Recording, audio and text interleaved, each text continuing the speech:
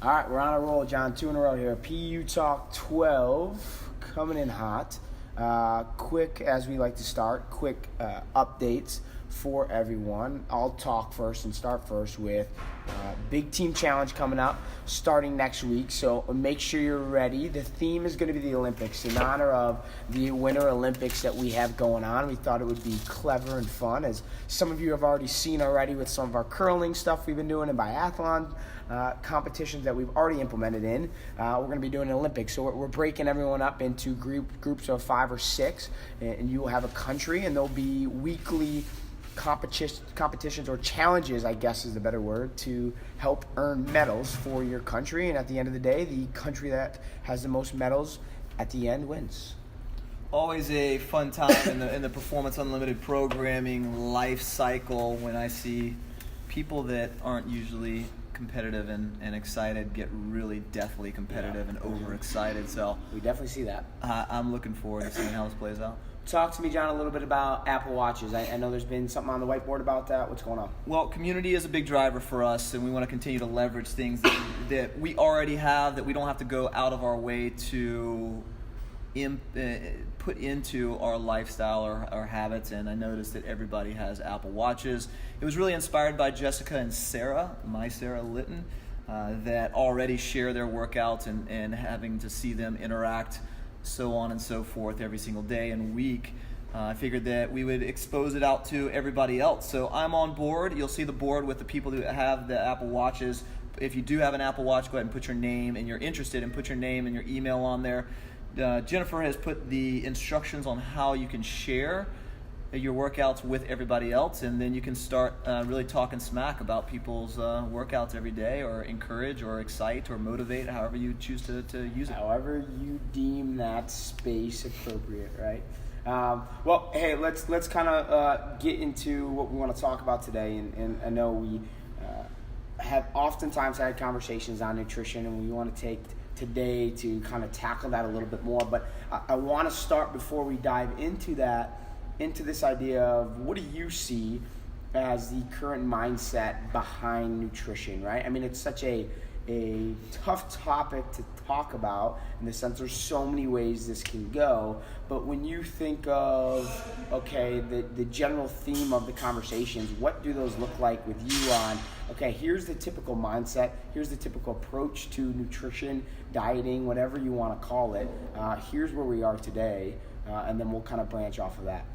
Yeah, I'll keep it pretty short, but I think that everybody understands the foundation behind it. Number one, everybody knows how important it is. It's essential into being able to develop high performance, being able to develop long-term lifespan and health span.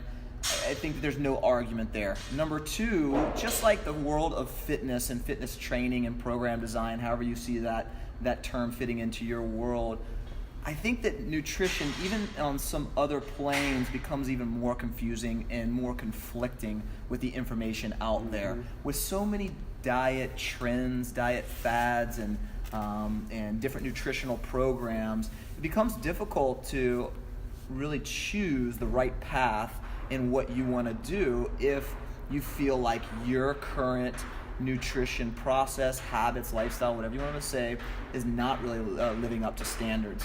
So this is a great time to talk about it. We're still kind of in that first quarter where making life changes or annual changes is at the top of mind. Nutrition is usually one of those top, if not the top piece of that puzzle. So it's a great topic to be able to have and be able to kind of start sifting through some of the muck that's out there. So what is the best diet plan, John? I mean, there's so many out, right? We talk paleo, Whole30, vegan, vegetarian, intermittent fasting, just counting my macros, low carb, all these things out there. What's the best one for me? Yeah, so thanks for teeing me up. And I love this because I've had this conversation several times, even in the last couple of weeks. And to me, there's two very specific things that we have to talk about. Number one, that the only thing that matters is consistency, right? And that can go into any one of the aforementioned processes, routines, and programs of nutrition. But number two is that there is no one-size-fits-all model, okay? So A, the only thing that's going to work for you is something that you do consistently. Yep. B, it's not going to necessarily work for everyone. So whatever your best friend is doing and she's lost 30 pounds or he's lost 30 pounds doing is not necessarily going to be working for you, okay? And we can get into that a lot deeper, but I think those are the two main principles I think I want people to walk away from. So why isn't there a one-size-fit-all? Why isn't there a, hey, this is the best thing? And why then, if there isn't a one-size-fit-all, why do we become A, fixated on finding the perfect thing, but B, okay, knowing that there's all these things out there and there isn't a perfect one, how do I go about finding the one that fits me best? Well, there's not a one-size-fits-all because of the very same reason there's not a one-size-fits-all training program or exercise model, because the history of the individual, be it GI dysfunction, genetic disorders, autoimmune diseases, food intolerances or allergies, those all play a different part into each one of our lives and how we would be able to absorb or tolerate different foods in order for it to react appropriately to be able to get the results that we're wanting to. And let's just clear the air and say that we're probably going to be talking about weight loss as it relates to everything here. But I think the same principles that we talk about within weight loss are still going to be the same ones that are going to be true for longevity and health span and whatever other markers of success that you actually have and want to throw into the nutritional side of things. So if I have gone about it, I've changed the mindset, right? I came to Performance Unlimited and I was under this idea of, John, listen, I keep hearing about Whole30, I keep hearing about low carb, whatever it may be. That's the thing I want to try. And talking through you and talking to myself, I've then said, okay, you know what? Maybe then there isn't the perfect diet. How do I go about creating the principles behind good, healthy, clean eating? What then do I do? How should I then change my mindset, shift my mindset, and say, okay, if I'm not going to focus specifically on one thing, where do I then go? If you're not going to, let's back up and actually speak a little bit of positivity about all of these programs. Yeah, so absolutely. if it's ketogenic, Whole30, raw food, whatever you want to put out there, what is good about them is that they structure and organize your eating. They give you an idea of what to and what not to. Now, again, there are going to be some subtleties and differences within each of those that can be debatable as to whether or not they're going to be what's best for an individual. But as we've kind of timelessly and consistently said, you have to ask yourself better questions, and you have to go through times where you can be willing to interact and involve an experimental process for you. So, and let me, not to interject, but let me plug in last week's episode where we talked about this idea of what are the big rocks, right?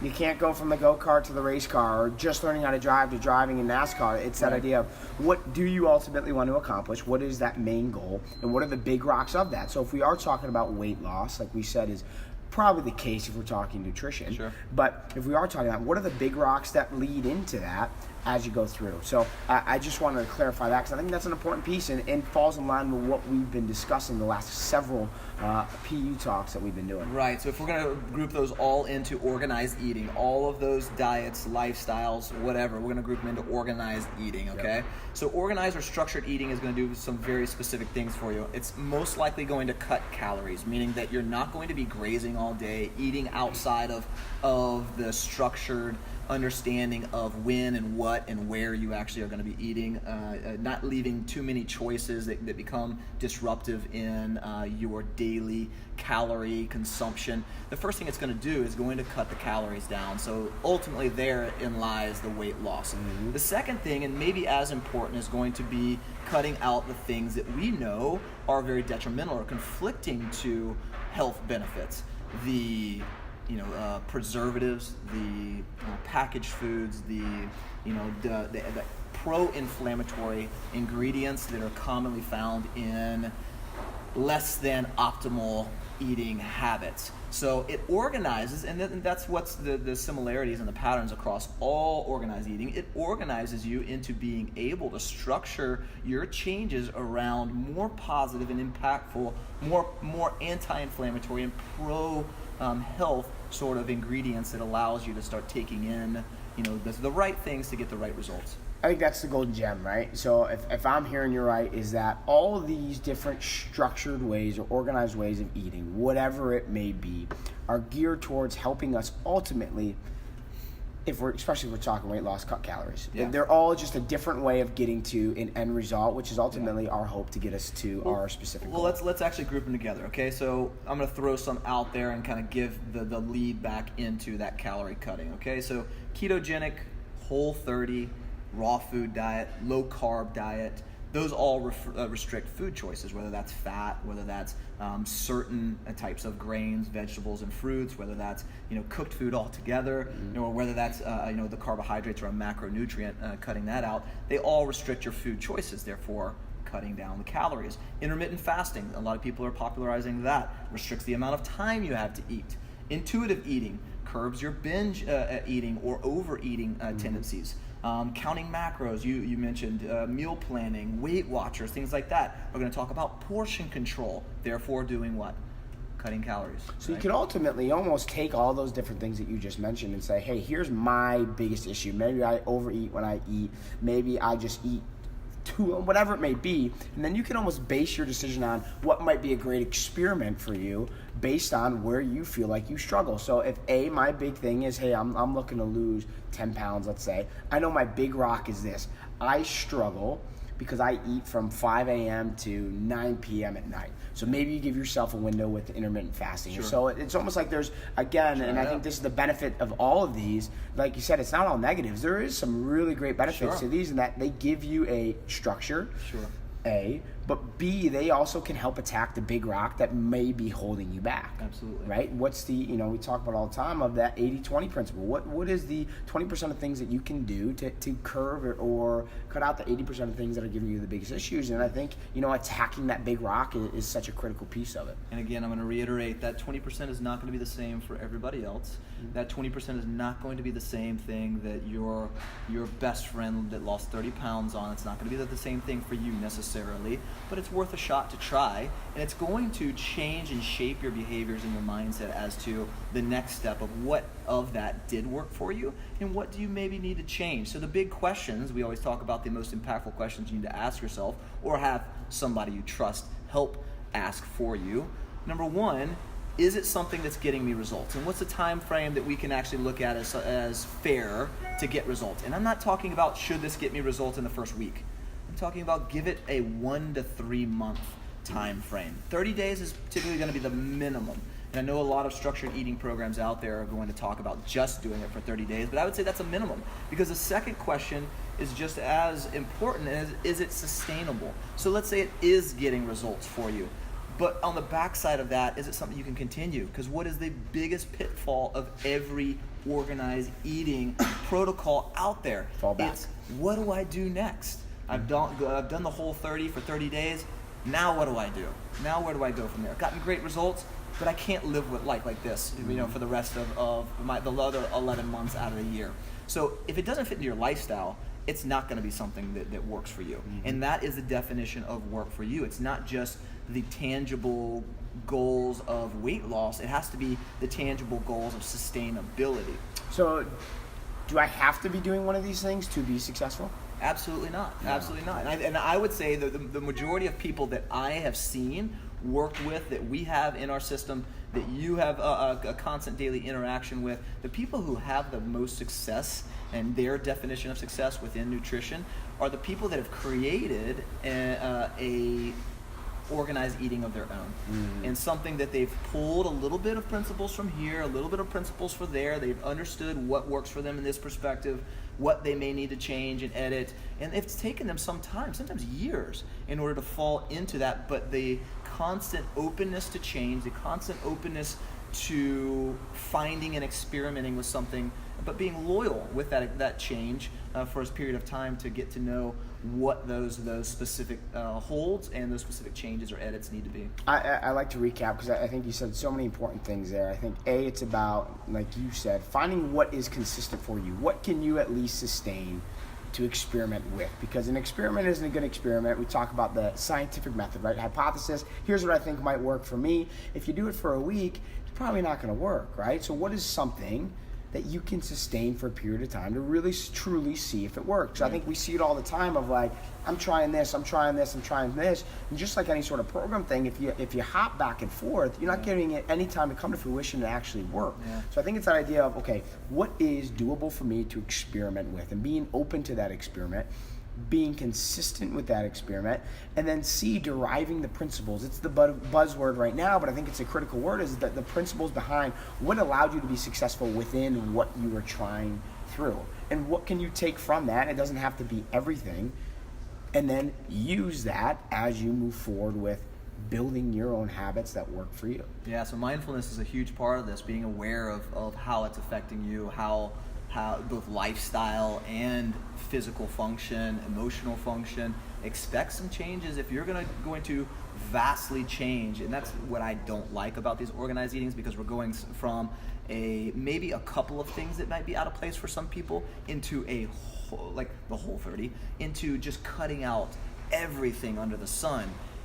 And that is a huge disruption. It'd be like us taking somebody off the street who doesn't work out at all regularly and throwing them right into our most intense group fitness program. Like, that just doesn't make any sense. That's a plan for failure right off the bat. So being able to progress into that, being able to be mindful in how you feel, and that changes are going to breed negative effects, like being fatigued because you're cutting out full fuel macronutrients that your body has been using. You've got to understand that these processes are what we like to say in the performance world are to be slow cooked. They're not to be done very quickly. They're to be done over the course of a long term. And I would say that 30 to 90, more along the lines of that 90-day process, should be something you can commit to. And I think understanding too the balance between the training and nutrition side of things, right? And there is that balance of, we've heard it all the time, you can't out-train a crappy diet. Absolutely. You can't. And there's so much truth to that. At the end of the day, you can put all the time you want in here. Right. But if you aren't doing the things outside, there's no way you can expect to get the results you can. And I know that's a huge frustration, right? And I know that's something we talk about all the time. I'm eating healthy. I've made these changes. But again, being open to experimenting maybe with something else that you haven't tried. But B, asking yourself, have I truly invested in what I said I was going to invest in? I told myself, hey, I'm going to try the Whole30, or hey, I'm going to try a vegan diet, or hey, I'm going to try intermittent fasting. Great. Have you actually done it? Or have you convinced yourselves that you've done it, and it just doesn't work for you and doesn't get results? And I think I think understanding that balance is critical, is because we've had the conversation multiple times. If weight loss is your goal, and we keep using weight loss just for, I think, conversation's sake, is if weight loss is your goal, should you maybe cut your workout time down in half and spend that time you'd spend in the gym prepping your food for the week? Yeah. That might be a realistic conversation to have, and I think it goes back to our initial conversations we've had in the past of, what's your goal? What are the big rocks towards that goal? If you want to put on weight, well, what's that weight? What does that nutrition plan have to look like? What does that training regimen have to look like? If you want to lose weight, what does that training and what does that nutrition plan have to Well, look that's like? a great point. How many hours per week are you willing to dedicate towards your goal? Whether that means that you have, in 7 days, you're willing to spend 5 hours per week. And if you look at it, over 7 days, that's a pretty minimal amount of time. But it's a great point. If I'm willing to spend 5 hours, are all 5 of those hours, should they be spent doing just exercise, or can we actually do 2 hours or 3 hours of exercise and spend 2 hours of food prep for the times that we most need the highest quality amount of food, or the times when we're struggling with good food choices to prepare and plan for that? I like that process. I've actually never thought about it that way. It'd be a good idea for us to be able to kind of work through that as an instructional conversation for people in how many hours are you willing to spend towards your goal, and B, let's us help guide you into where that 80-20 should be spent. The efficiency of what you're doing. We were talking earlier about building the statue or sculpture, whatever it may be. Sharpening the blade before you start digging into it, not just attacking it head on, of actually taking a step back. And again, I think of the flow chart mentality of what's at the top. That's your goal. What are the skills needed to reach that specific goal? Because again, we keep using weight loss, but this could be for anything. If I want to jump higher, I want to jump 40 inches. And there are skills to weight loss. I mean, behavior change, there are skills into changing your behavior, and that's the name of the game. So don't discredit the fact that it's just food choices. There are skills for using a knife, cutting vegetables, being able to understand ingredient and how they actually interact, understanding how to use an oven versus a grill versus a saute pan versus, there's a vast amount in cooking to being able to make healthy things, not bland, but taste phenomenal out there. Absolutely. The skill to nutrition is just as much as the skill to movement. Well, I think in closing, my big takeaways from this conversation or this is ultimately doesn't matter what you want to try. Be open to experimenting with these different things and give consistency a chance with those things that you decide to experiment with. Ultimately, the goal with a lot of these organized eating patterns is all similar. How can we cut calories to take out the things that hold us back and to bring us a step closer to the things that will ultimately help us be successful? But within there, understand that not every little thing is going to work for you, that it's going to work with the other person. There's an individuality to this whole thing and this whole process. But it's about being open to experimenting, open to trying, and then ultimately saying what is the best thing for me and the goals I want to reach. And having that conversation and have that with us, because we're here to help ultimately with that. Please include us. Hopefully we are your trusted resource, and if we're not, go ahead and have a conversation with them or seek that advice out, because I think those are wise words. All right, everyone, hey, have a great day. Appreciate your time, and we'll see you guys in here soon.